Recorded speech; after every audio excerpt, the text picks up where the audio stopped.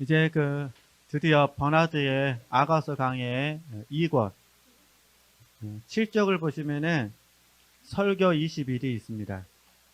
설교 20일 보이시죠? 21번 보시면은 교회와 그리스도를 향한 신부의 사랑이잖아요. 7쪽 보시고, 그래서 1번을 보시면 왕이 나를 그의 방으로 이끌어 들이시니 너는 나를 인도하라. 우리가 너를 따라 달려가리라. 아가서 1장 4절 말씀. 이제 아가서 1장 4절 말씀 설교할 때가 21번째라 그 말이에요. 네, 그래서 이 부분을 공부하는데 설교 20일 하는데 그 공간이 많습니다. 네, 잘 메모하시면 되십니다. 노트에다 하셔도 되시고요. 굉장히 중요한 부분입니다. 그래서 첫 번째, 저는 이제 성 버나드 입장에서 강의하는 겁니다. 제가 만약에 훈련원에서 아가서 강의를 한다면 담임 목사님의 입장에서 할 거예요. 그러겠죠? 그 시간에는 담임 목사님께 배운 걸로 하는 거고, 최대한 이 시간에는 제가 버나드는 아니지만 노력을 해서 버나드 입장에서 설명을 해보려고 노력을 하겠습니다. 그래서 조금씩 다룰 수도 있을 거예요. 그러나 그때는 어렵게 생각하지 마시고 다르다고 생각하시면 돼요. 그죠? 그러니까 성 버나드의 입장에서 봤을 때, 이게 버나드의 입장입니다. 이게 버나드가 자기 제자들에게, 수도사들이잖아요. 버나드는 수도 원장이고, 수도 원장인 성 버나드가 자기 제자들에게 아가서 강의를 했어요. 86번. 근데 한 번 할 때 30분. 약 30분입니다. 왜냐면 예배 시간 한 거니까. 근데 총 걸린 시간이 18년이에요. 그러면 왜 18년이냐? 설교하다가 외부 출장을 가신 거예요. 그땐 차가 없었고 비행기가 없었잖아요. 그러니까 어떻게 하는 거죠? 그러니까 말 타고 가고 뭐 등등등등 해가지고 또 다른 곳에 가서 한 3년 사역하고 뭐 한 거죠. 또 예를 들면 또 돌아와서 또 아가서 설교하다가 또 외부 출장을 또 가시는 거예요. 우리처럼 말하는 이제 부흥회를 다니신 거죠. 그렇게 하다가 이제 돌아가시 직전까지 한 게 86편 아가서 86편 약 30분 동안 30분 동안 설교를 하신 거죠. 어찌됐든 이 과정 속에서 봤을 때 지금 우리가 잘 아시는 것처럼 처음에 여인이 입 맞춰 달라고 말하잖아요. 그죠? 입 맞춰 주세요 할 때 저는 이제 말씀드린 적이 있어서 처음에 제가 다 말씀드렸던 부분이에요. 잠깐만 정리하면 이런 부분이에요. 이 입 맞춰 달라라는 말씀을 적용할 때 첫 번째, 버나드 입장에서는 스승이죠. 버나드 입장에서는 이미 입맞춤을 경험했어요. 그러니까 버나드 입장에서는 이미 입맞춤을 경험했다는 거예요. 입맞춤을 경험했기 때문에 이 맛이 무엇인지를 알아요. 이게 미리 맛봤죠. 그러니까 계속 어떤 마음 들까요? 이 좋은 맛을 끊임없이 추구하고 싶은 마음이 생기는 거예요. 그러겠죠? 네. 그러니까 다시 정리하면은 버나드 입장에서는 미리 입맞춤을 경험을 했습니다. 우리 입맞춤은 연합이라 배우셨잖아요. 연합을 이미 경험을 했고 이 경험된 이 연합이 계속해서 유지되기를 원했던 거예요. 미리 계속 말하면 미리 맛본 이 경험을 계속해서 추구했던 부분이고, 그죠? 그러면 이제 제자들의 입장에서는 두 번째, 제자들의 입장에서는 아직 이 입맞춤을 경험하지 못했어요. 제자들 입장에서는. 그러면 제자들의 입장에서는 이 입맞춤을 경험하지 못했으니까 먼저 뭘 경험해야 되냐면은 우리가 요한복음 4장 보면은 사마리아 여인이 있잖아요. 사마리아 여인의 입장을 생각하셔야 돼요. 안 돼 버렸어 여기. 사마리아 여인의 입장에서. 네. 사마리아 여인의 입장에서 생각하니까 당연히 어떻게 될까요? 사마리아 여인의 입장에서 보면은 예수님께서 사마리아 여인에게 두 가지 물에 대해서 말씀하시잖아요. 세상이 주는 물하고 주님께서 주시는 물하고. 그렇겠죠? 그러니까 제자들의 입장에서는 사마리아 여인의 입장이에요. 스승님의 버나드의 입장에서 봤을 때는 버나드의 입장에서 봐서는 이미 경험하는 입장이고. 그러니까 버나드의 주 관심은 뭐냐면은 어찌하든지 연합 안에 계속해서 머무르기를 원하는 거예요. 그죠? 제자들의 입장에서는 이 연합 안에 들어가기를 원하는 거죠. 이게 들어가기를 원하니까 당연히 먼저 해야 될 부분은 사마리아 여인처럼 세상이 주는 물을 거절하고 주님이 주신 물을 마시는 훈련을 해야 되죠. 이 차이점을 좀 이해해 주셔야 된다는 거예요. 그러니까 버나드 입장에서는 이미 연합을 경험했기 때문에 이 경험된 연합을 아가서를 풀어가는 거예요. 그 경험 속에서. 근데 제자들의 입장에서는 아직 연합을 경험하지 못했고 연합하기 위해서 지금 뭐 하는 거죠? 훈련하고 있다. 그런 부분이에요. 그렇죠? 그런 표현이 그 말씀을 보면은 왕이 나를 그의 방으로 이끌어 들이시니 이건 이제 앞부분에 있는 부분이고 지금 공부하는 부분은 너는 나를 인도하라. 우리가 너를 말해라. 따라 달려가리라 할 때 너는 나를 인도하라라는 이 부분을 공부하는 거예요. 그렇죠? 쉽게 말해서 신랑이신 당신께서 이미 나는 입맞춤을 경험했지만 내 사랑하는 제자들을 위해서 나에게 이 입맞출 수 있는 침실로 나를 인도해 주십시오. 그 말이에요. 그죠? 이게 사랑의 연합 그 과정 속으로 이끌어 달라는 소원이 거기에 감추어져 있다. 그런 부분이에요. 그래서 우리가 이전에 공부했을 때 연합의 두 가지 형태를 공부했어요. 연합 안에 있으면은 두 가지 형태가 있다. 그러면서 제가 드렸던 말씀이 상승과 하강을 말씀드렸어요. 하강. 그렇죠? 근데 버나드는 지금 상승할 때든 하강할 때든 이제 제가 미리 말씀드리고 이제 내용을 풀어가는 겁니다. 상승이든 하강이든 전부 다 어디에 있다는 거죠? 연합되어 있다는 거예요. 그러니까 우리가 상승할 때도 주님을 따라야 되고 하강할 때도 주님을 뭐 하는 거죠? 따라야 된다. 이걸 말씀하시는 거예요. 특별히 무게중심이 하강에 있을 때 그렇게 풀어가는 거예요. 지금. 그러니까 너는 나를 인도하라. 이 말은 내가 지금 하강 속에 있습니다. 내가 지금 지쳤은 게 우리가 하강 그러면은 메마름을 경험하는 거예요. 메마름. 영적으로 공고함이에요. 공고함. 그러니까 추구 정신은 연합이니까 추구 정신은 여전히 있는데 이해되시죠? 여전히 추구 정신이 있는데 지금 내 마음이 뭐라는 거죠? 메마르다는 거예요. 내 안에 지금 공고함이 있다는 거예요. 그죠?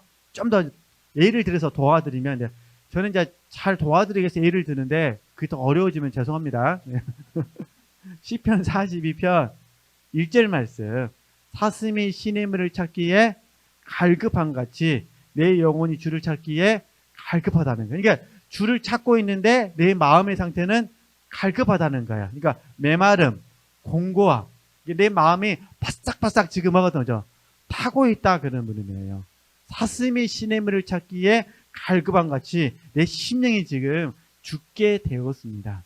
왜냐하면 다른 사람들이 나에 대해서 하는 말이 너의 하나님이 도대체 어디 있느냐.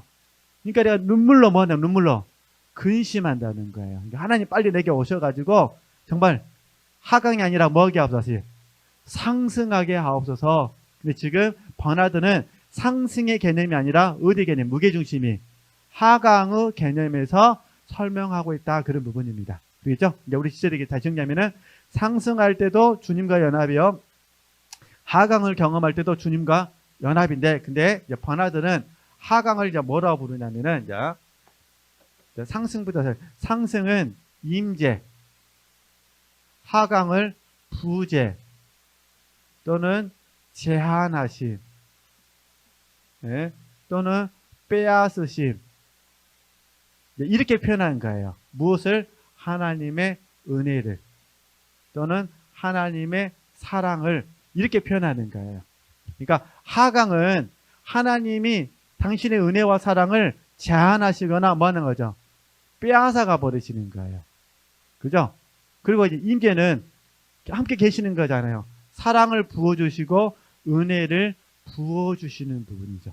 그러니까 우리가 삶을 살다 보면 주 안에서 삶을 사는데 어떤 날은 임재가 강하게 느껴진 날이 있고 어떤 날은 하나님 우리를 뭐 하시는 거죠? 부재, 제한하신 빼앗으심이 경험한다는 거예요. 이걸 우리 훈련에서는 이걸 통틀어서 연단이라 부르죠. 그래서 믿음의 연단이라 부르죠. 저희들은 믿음의 연단. 그죠? 지금 하나님이 연단시키실 때는 어쩔 수가 없는 부분이에요. 부재나 제한하심이란 뭐하는 거죠? 빼앗으심. 하나님 우리를 연단하실 때는 이게 이 순간으로 멈추시는 거죠. 이게 계속해서 우리에게 들려주는 부분은 상승과 하강, 임재와 부재가 있을 때 우리가 계속해서 어떻게 주님을 섬겨야 되는지, 따라가야 되는지 이 부분에 대해서 저와 여러분이 배워야 된다. 이게 지금 버나드가 제자들에게 들려주는 거예요. 여러분은 배우셔야 됩니다. 상승을 경험하실 때든 하강을 경험하실 때든 임재를 경험하실 때든 부재를 경험하시든 항상 우리는 뭐 해야 되는 거죠? 주님을 섬겨야 됩니다. 이게 지금 수도원이잖아요. 수도원. 생각을 해보세요. 수도 공동체 안에서 지금 우리들처럼 텔레비전도 없고 그러잖아요. 그 다음에 사실 놀 수 있는 방법이 없는 거예요. 그리고 남자들끼리 모여가지고 일정하게 사는 거예요. 그래서 새벽 밤 한 10시 되면은 전기도 없던 시절이잖아요. 밤 10시 되면 다 먹는 거죠. 깜깜한 거야. 계곡에서 사는 거니까. 계곡에서 갈 때 봐. 그냥 불 탁 꺼지는 거예요. 그냥 자고 있으면 그냥 뭐 늑대가 어흐 막 울고 그렇지 않겠습니까? 아, 늑대가 어떻게 울죠? 이렇게 네. 그렇게 막 울고 그때 조용한 거예요. 그리고 이제 새벽에 이제 밝아오면 뭐 하는 거죠? 그때 일어나고 간단하게 이제 체조, 이제 건강 체조 어떻게 하는지 모르겠는데 건강 체조하고 그때부터 이제 일어나가지고 예배 드리고 이거를 1년 365일 똑같이 산다고 생각해 보세요. 우리 지체들 같으면 재미가 있겠습니까? 없겠습니까? 없잖아요. 우리는 정말 그냥 사실 이렇게 말이 스마트폰이지 인터넷이에요. 인터넷. 그죠? 그잖아요. 심심하면 카톡 밴드, 심심하면 카톡 밴드, 아니면 이제 은혜로우려면 유튜브, 그죠? 암송 말씀 이렇게 하기도 하고. 그래서 우리는 그나마 좀 더 이렇게 약간 정서적으로 좀 더 나은데 사실은 이 몸이 있기 때문에 어쩔 수가 없는 것 같아요. 근데 사람은 그렇게 살 수가 없어요.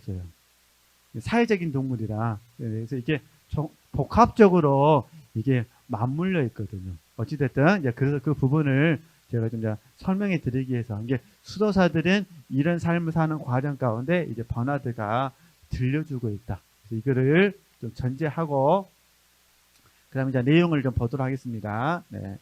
내용을. 자, 미리 제가 다 말씀을 드린 거예요. 그러면 7페이지는 이제 넘어가도 돼요. 이제 다 말씀드렸으니까.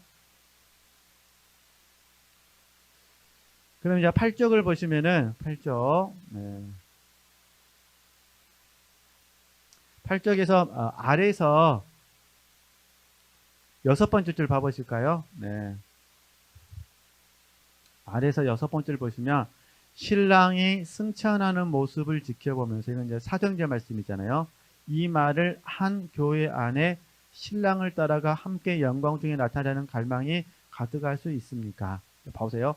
아무리 큰 완전함을 획득한 사람이라도, 이게 완덕이에요, 완덕. 그죠? 영적으로 완덕에 이른 사람이라도 우리에게는 뭐가 있다는 거죠, 지금? 사망의 몸을 지고 있고 악한 세상이라는 감옥에 갇혀 있어 인과 관계의 속박을 받고 악한 충동에 시달리는 한 진리의 관상에 도달하는 일은 영적으로 지친 상태에서 조금씩만 뭐란 거죠? 성취할 수 있다는 거예요. 그죠? 그러니까 쉽게 말해서 마음은 그냥 저와 여러분이 연합이라는 부분에 대해서 봤을 때 마음으로 봐서는 정말 날마다 24시간 주님과 연합하고 싶은데 사실은 그러지 못한다. 그냥 몸이 있으니까. 그래서 우리가 이게 고린도후서 5장 말씀이잖아요. 몸으로 있는 동안은 주와 따로 거한다 했잖아요. 분리를 경험한 이 이야기를 하는 거예요. 그렇기 때문에 우리가 몸으로 있는 동안에 이 분리되어진 이 과정을 줄여나갈 수 있었으면 좋겠다. 이게 탄식이죠, 탄식. 네, 이렇게. 그래서 지금 버나드는 우리가 사망의 몸이다. 그 다음에 악한 세상이라는 감옥에 갇혀 있다. 그죠? 그 다음에 악한 충동에 시달리고 있다. 이렇게 있는 동안에는 우리가 진리의 관상에 도달하는 일은 조금씩밖에 할 수가 없다. 예, 이런 내용입니다. 그게 참고하시면 되시고, 그래서 9쪽에 보시면은 그는 신랑이 가는 곳이면 어디든지 뭐란 거죠? 따라가지 못한다는 게, 마음은 원하는데 사실 몸이 있어서 그러하지 못하다, 그 말입니다. 그래서 이제 여러 가지 이제 말씀을 인용을 합니다. 그래가지고 좀 내려오시면 신부도 번민하면서, 이때 신부는 이제 교회를 의미합니다. 신부도 번민하면서 나를 인도해 주십시오. 썩어 없어질 육체는 영혼을 내려누르고 이 세상살이는 온갖 생각을 일으키게 하여 사람의 마음을 무겁게 만듭니다. 라고 거듭 말할 것이다. 그녀는 이 세상을 떠나 그리스도와 함께 있고픈 갈망 때문에, 특히 자신으로 하여금 세상에서의 삶을 계속하게 하는 동기가 되는 사람들이 신랑을 사랑하는 데 있어서 크게 진보하며 완전하게 사랑 안에 기초를 두고 있는 것을 보기 때문에 이렇게 말한다는 거예요. 그녀는 처녀들이 뭐라는 거죠? 너를 사랑하는구나. 그죠? 그때 배우셨잖아요. 술람미 여인하고 그 다음에 예루살렘 여자들이잖아요. 예루살렘 여자들하고 이 차이점이다, 그런 부분이에요. 그러니까 술람미 여인은 신랑을 우리 집안은 영으로 사랑하는 게 깊게 사랑하는 것이고, 예루살렘 여자들은 혼적으로 사랑하는 것이고, 이 차이점이 있다고 배우셨잖아요. 그러니까 예루살렘 여자들이 술람미 여인을 바라보면서 말한다는 거예요.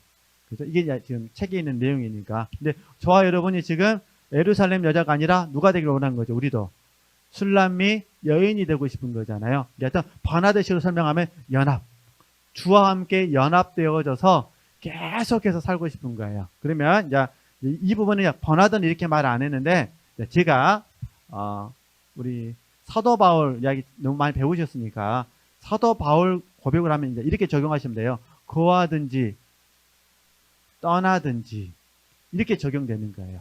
거하든지 떠나든지 나는 주님께서 기뻐하시는 사람이 되기 위해서 힘쓰겠습니다. 이렇게 되는 거죠.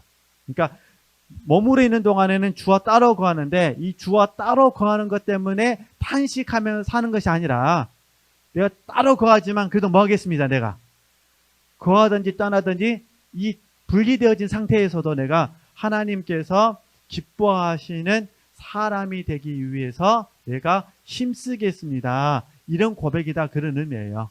그러니까 그 의미들을 잘 이해해 주시면 됩니다. 그래서 그를 추구라 부르게 되는 거죠. 추구. 우리가 이제 매료됨이라고 배우셨으니까, 저나 우리 지체들이 이런 버나드 이야기를 통해서 버나드에게 매료될 수 있었으면 좋겠다. 그러니까 표면적으로는 술람미 여인에 대해서 설명하는데, 사실은 버나드 자기 자신이 뭐라는 거죠?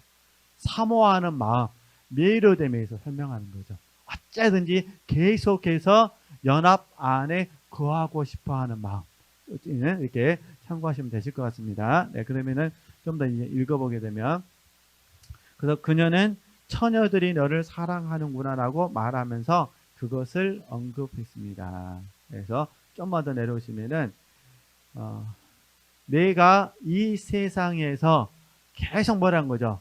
살 이유가 없습니다. 주님 이외에는 내게 만족이 없습니다. 그런 부분이에요. 그렇기 때문에 그녀는 뭐라는 거죠? 나를 인도해 주십시오. 이렇게 하죠. 주님만이 나를 만족해 줄 수 있지, 이 세상에서 주는 물은 결코 나를 만족할 수 없으니까 나는 이 세상에서 살고 싶지 않고 당신 나라 안에서만 살고 싶습니다. 당신 품 안에서만 살고 싶습니다. 그런 의미라는 거예요. 그러니까 나 모르는데 나를 뭐 해 주십시오? 그곳으로 인도해 주십시오. 이렇게 말하려고 했다, 그런 의미예요. 그래서 2번, 만일 신부가 나를 당신 가까이 데려가 주세요라고 말한다면 어떨까요? 라고 말하면서 그 계속 풀어가는 거예요. 네, 이게 그 다음에 10쪽에 가서 설명하겠습니다. 네. 신부가 나를 인도해 주십시오라고 말한 것은 신랑의 생활 방식을 본받고 그의 덕을 배우고 그의 생활 규칙과 비슷한 생활 규칙을 고수하며 그의 절제를 어느 정도 획득하는 은혜를 달라고 호소하는 듯 합니다. 이것은 그녀가 자기를 부인하고 십자가를 지고 그리스도를 따르기 위해서 필요로 하는 것들입니다. 나를 떠나서는 너희가 아무것도 할 수 없음이라고 말씀하신 분이 신부를 말한 거죠. 인도해 주셔야 합니다. 그래서 당신을 따라 걸어가지 않은 한 당신과 결합할 희망이 없다는 것을 압니다. 그러니까 당신이 도와주지 않으시면 난 무력할 수밖에 없습니다. 그러니 나를 뭐 해주십시오? 인도해 주십시오. 이런 간절한 마음이 들어있다 그런 부분이에요. 그래서 같이 한번 읽어볼까요? 자, 몇 줄만 읽으면 되니까 당신의 도움을 받는 사람 이걸 좀 읽어보겠습니다. 시작.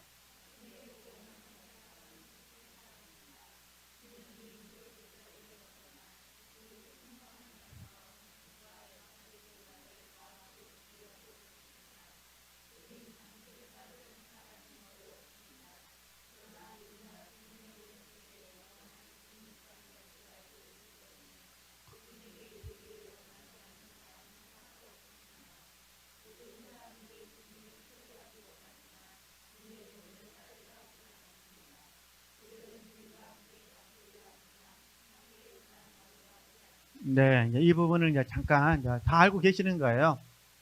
자,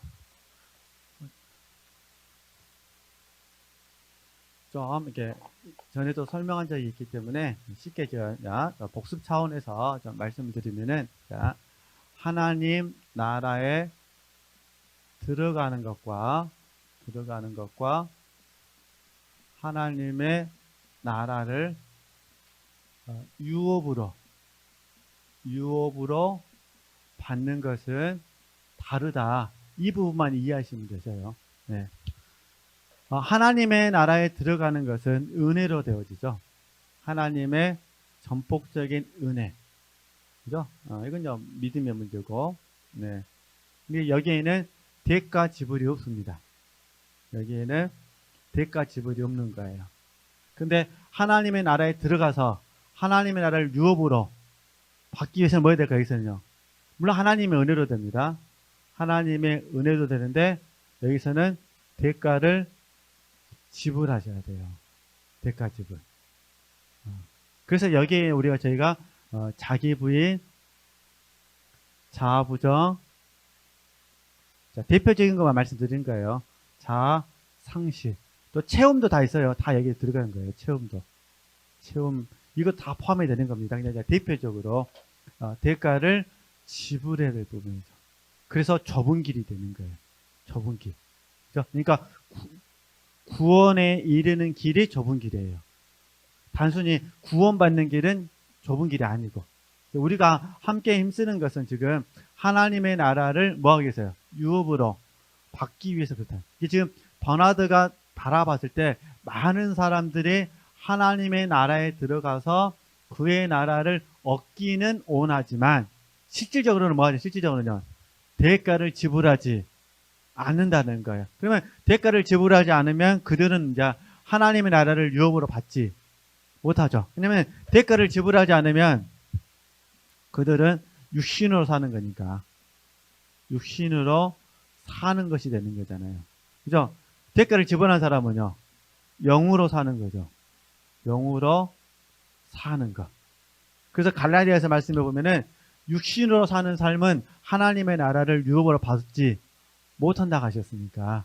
그래서 저희들이 가장 기본적으로 대가 지불이 이거예요. 자기를 부인하고, 그죠? 자기를 부인하고 날마다 제 십자가를 지고 나를 먹을 것이냐, 쫓을 것이냐 그러시잖아요. 이게 이제 하나님의 나라를 유업으로 받는 거죠. 이걸 쉽게 이제 예를 들 수 있는 부분이 사랑하라는 말씀이에요. 사랑하라는 말씀. 사실 우리가 사랑하라는 말씀에 대해서 순종하고 싶지만 순종 안 되는 이유를 보면은 자기가 있어서 그러는 거예요.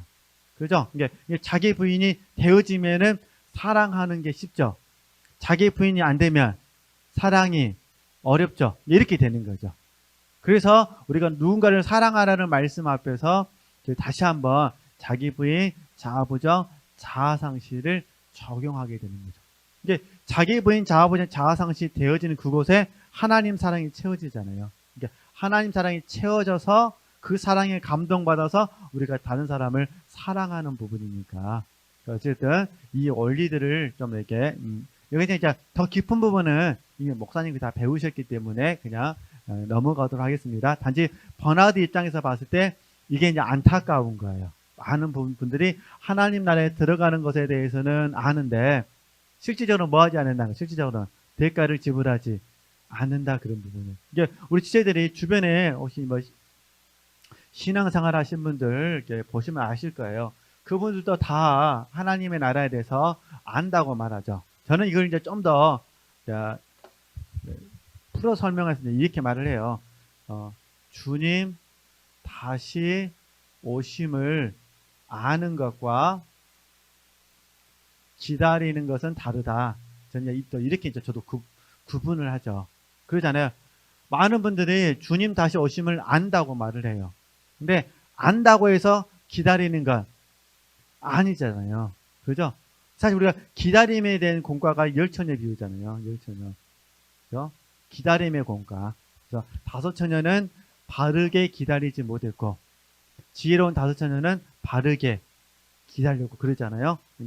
이게 저희들이 금방 이해할 수 있어요. 이제 하나님 나라를 유혹으로 받기 위해서는 대가를 지불하셔야 되고, 그 다음에 주님 다시 오심을 안다면 나는 뭐 해야 되나? 그분을 기다려야 되고.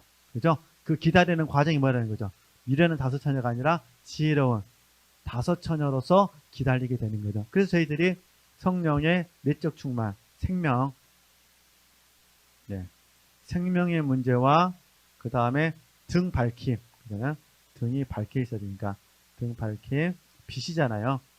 옳은 행실, 이 부분에 대해서 관심을 갖고 우리가 힘써 훈련하는 거예요. 근데 이러려면 또 대가를 지불하셔야 되잖아요. 그죠? 그래서 제자도의 여러 가지 특징이 있는데 대표적인 특징이 뭐냐면 대가를 지불할 수 있느냐, 대가를 지불하기를 원하지 않느냐의 문제예요. 근데 지금 저나 우리 지체들은 힘들지만 대가를 지불해서라도 뭐 하는 거죠? 주님의 제자가 되기 위해서 이 자리에 오신 거잖아요. 그죠? 그러니까 하나님의 나라에 들어가는 거 감사하는데 우리는 뭐 하자? 하나님 나라를 유업으로 받는데 관심을 갖자. 주님 다시 오심을 안다면 뭐 하자? 그분을 말하는 거죠.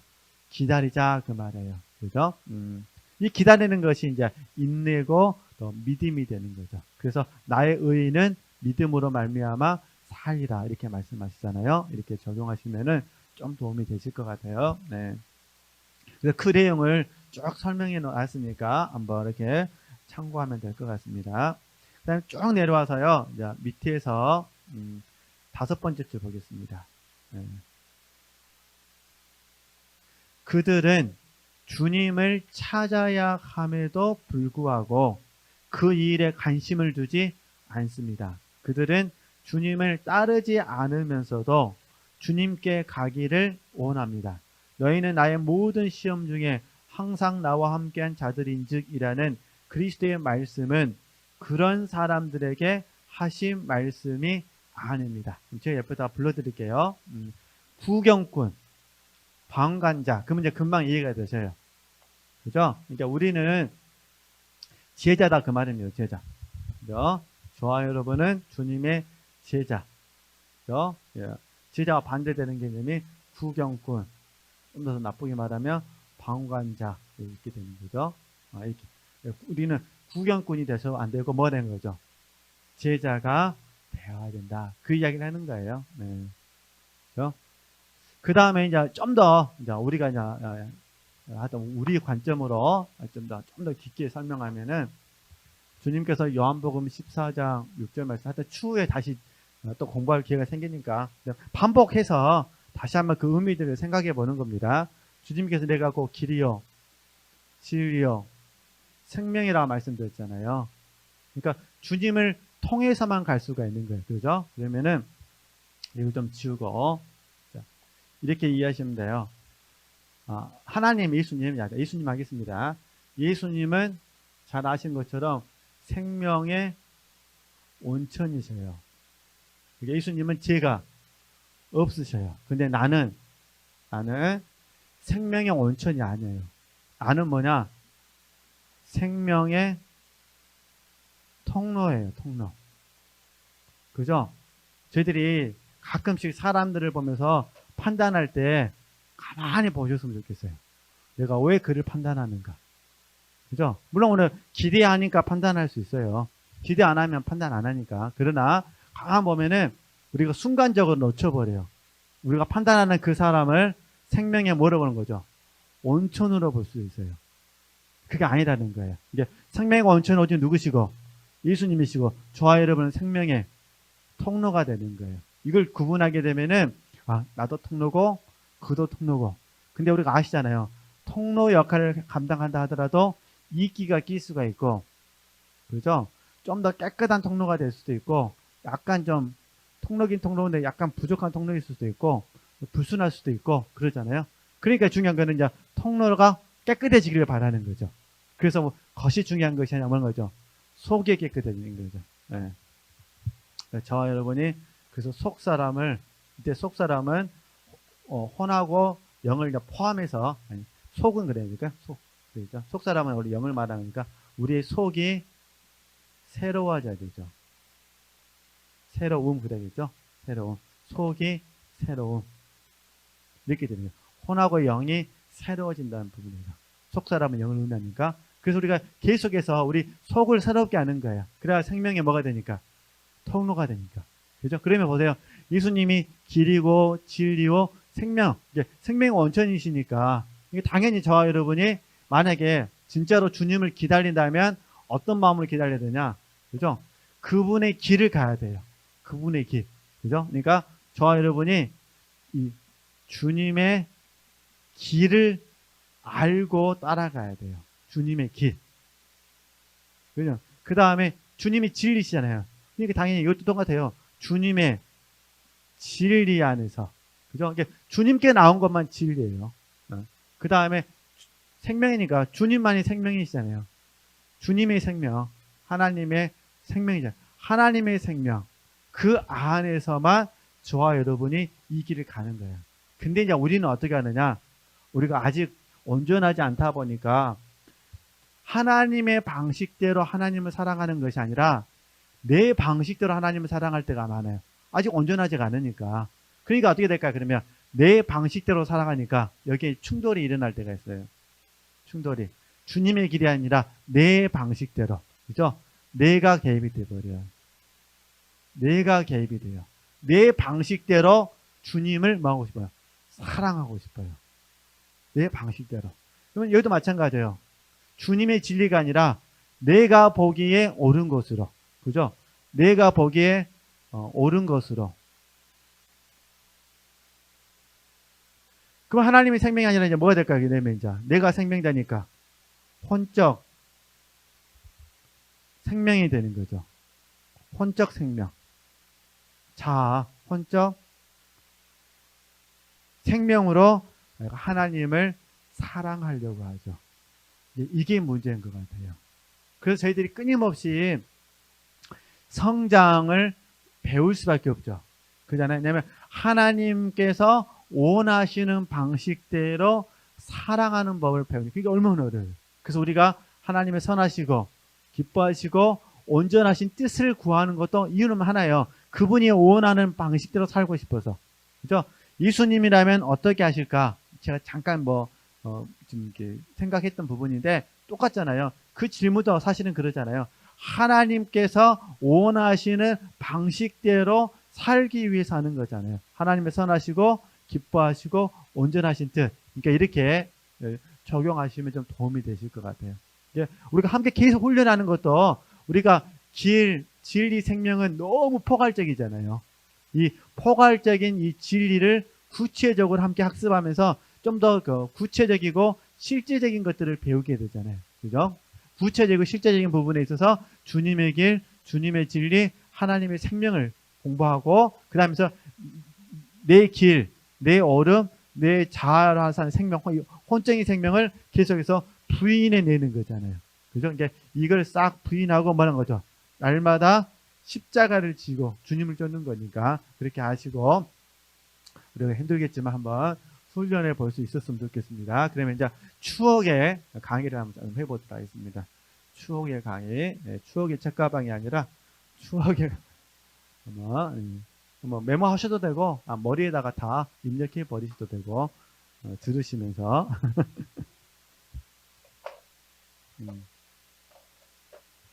근데 사실은 정말 어려운 것 같아요. 저도 설명은 되게 쉽게 하는데 사는 건 되게 복잡한 것 같아요. 이거 진도 오늘 만나가지고 어쨌든 아마 섞어서 제가 하다 보니까 지금 그랬는데 그래서 이제 요한복음 4장 24절만 이거 제가 설명하지 않을게요. 아시니까 우리는 하나님은 어떻게 생겼어요? 신령과 진정으로 또 로마서 8장 2절 말씀 이것도 아시니까 그냥 기초하는 겁니다. 기초해서 고린도전서 13장 11절 말씀 이 기초해서 뭐냐면 이제 사도 바울이 그런 얘기 하잖아요. 장성한 사람이 되어서는 어린아이의 일을 버렸다고 하거든요. 이제 장성한 사람이 되어서는 어린아이의 일을 뭐 했다는 거죠? 버렸다 이렇게 했어요.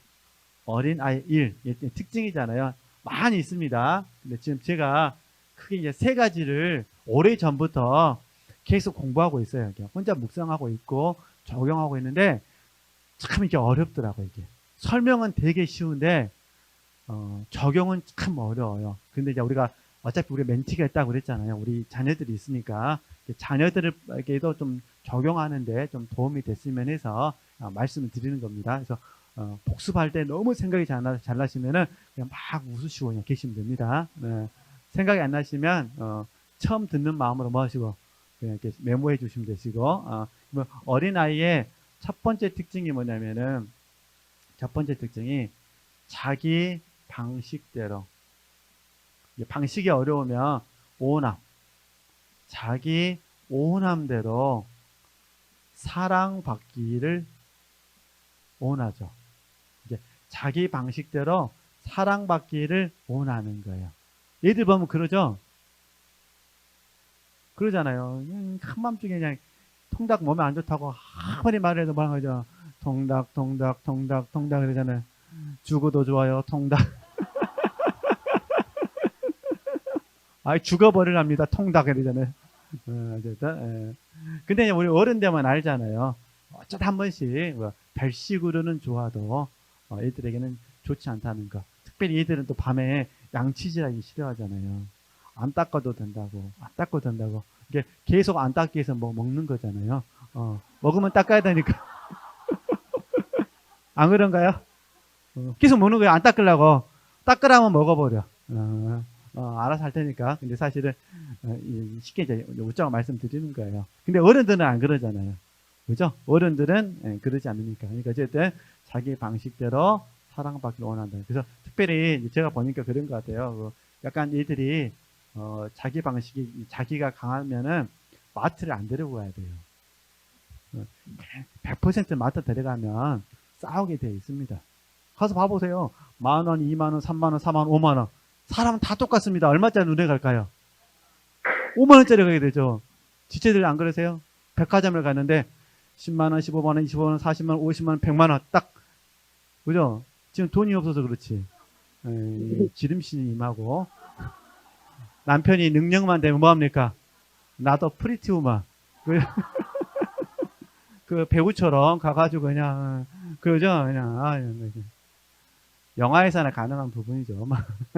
서민인 우리 입장에서는 어쨌든 그러니까 얘들도 그러더라고요. 얘들도 이렇게 말을 하진 않아서 그렇지 다 자기 원하는 게 자기가 원하는 대로 해주면은 좋다고 하는데 이게 이제 하나님과 우리의 관계를 보면 되는 거예요.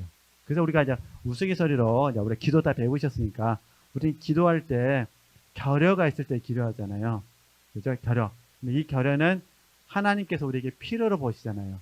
근데 우리는 이거를 원함으로 보죠. 그러니까 우리 편에서는 우리가 원한 걸 달라고 기도하고 하나님은요 필요한 것을 주시고. 근데 우리가 자 장성했으니까 지금 우리는 기도하잖아요. 우리는 원함을 내려놓고 뭐 하죠? 필요를 따라 기도하잖아요. 그러시죠? 그래서 하나님 응답 안 하시더라도 괜찮으시잖아요. 그러면 이제 원함 그러니까 좀 너무 고상해 보이네요.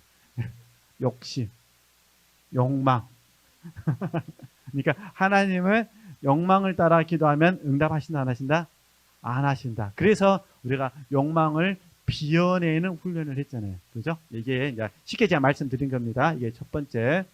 이제 두 번째 어린아이 특징은 뭐냐면요. 무책임이에요. 무책임. 자기 자신에 대해서 무책임하게 되죠.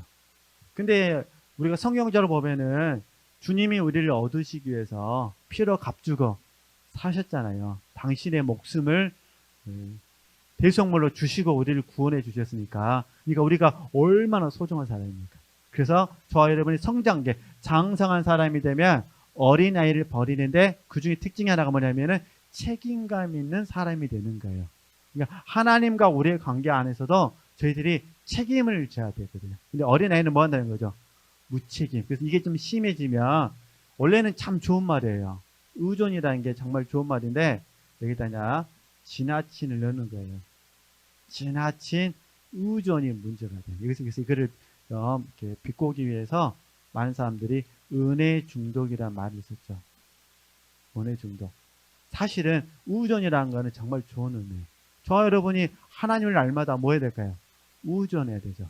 근데 이제 지나친 의존하게 되면은 무책임이 되어버리는 거예요. 그죠? 쉽게 말해서 하나님의 공의를 무시해버려요.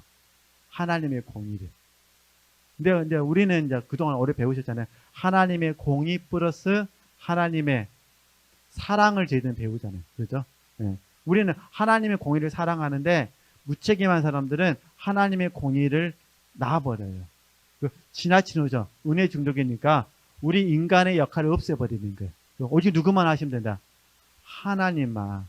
그러니까 이제 우리가 말하는 하나님은 사람을 통해 일하시고 사람과 함께 일하신다는 그 가르침을 잘못 적용하게 되는 거죠. 그래서 우리는 이 부분을 조심하셔야 됩니다. 조심하셔야 되고, 이 공과는 쉬워요. 외우기가 쉬워서 저도 이런 표현들을 수술에게 이제 계속 가르치고 있는 부분이니까 이렇게 뭐 적용해 보시고, 세 번째가, 근데 이제 보통 이제 우리 기독교인들 말고 일반 심리학자들이 하는 말에 의하면은 세 번째가 제일 힘들대요. 세 번째가 왜 힘드냐? 세 번째는 뭐냐면은 자기 방식대로 사랑한대요. 그래서 상대방이 너무 힘들다는 거예요. 그죠? 이제 이럴 때 이제 배려심이 부족하다는 말을 듣는 거예요.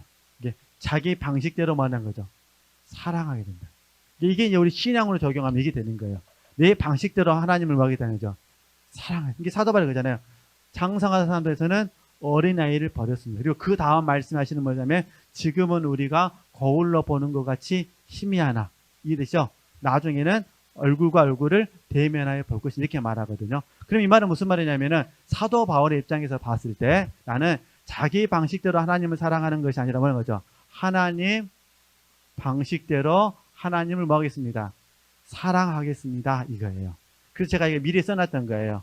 요한복음 4장 24절 말씀, 로마서 8장 2절, 아니죠. 8장이 아니라 12장이죠. 12장 2절. 그래도 맞겠죠? 네. 로마서 12장 2절 말씀. 이렇게 됩니다. 죄송합니다. 로마서 12장. 네. 그래서 이걸 저희들이 헌신이라고 보는 거죠. 헌신. 우리가 하나님을 사랑할 때 신령과 진정으로 하나님께서 원하시는 방식대로 사랑하셔야 되고, 이게 이제 요한복음에서 예수님이 하신 말씀이고 로마서 12장 2절에서는 사도 바울이 하신 말씀이고, 이건 우리 하나님 말씀 받으니까. 그래서 사실 3번이 어렵대요. 3번이 어느 정도 성장하게 되면은 1번, 2번은 조금씩 벗어난대요. 어느 정도 어차피 우리가 다 그런 건 아닙니다만 결혼하게 되면은 또 자기 자녀가 생기니까, 그러니까 이제 조금씩 더 책임지려고 하고 이런 게 있으니까. 근데 이제 가장 잘 안 되는 게 3번이 돼요. 그럼 이건 가정으로 적용하면은 똑같아요. 부모가 자기 방식대로 자녀를 사랑하면 자녀들이 사랑이 아니다고 그러고, 그죠? 또 배우자 간에도 마찬가지고.